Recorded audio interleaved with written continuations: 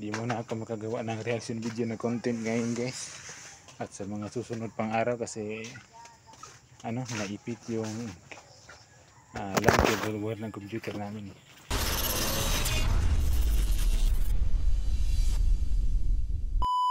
Sa metal paring ng kisame namin guys.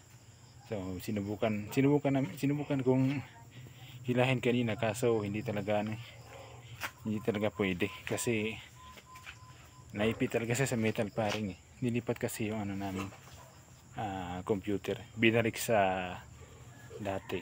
Tapos yung LAN cable wire guys, walang lusutan, kaya hindi kami makagamit ng hindi kami makakonek na sa wifi kapag ginamit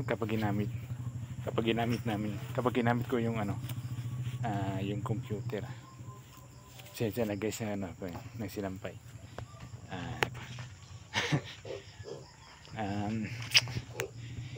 Kinukuha ko yung sinampay. Teka muna. Yan. Nasimiipit guys yung wire sa yung LAN cable wire sa metal paring ng kisame namin. Gaya nga na sinabi ko kanina, may konting pagbabago pa kasi sa bahay namin guys.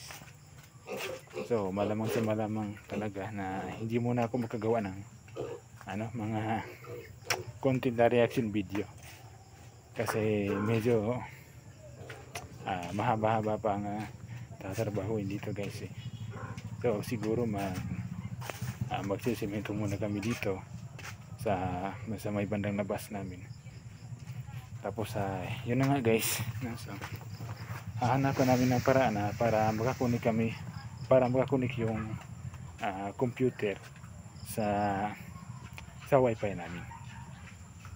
So yun lang muna sa ngayon guys, at salamat sa time sa panonood ninyo at kita-kita tayo guys sa susunod na video ko.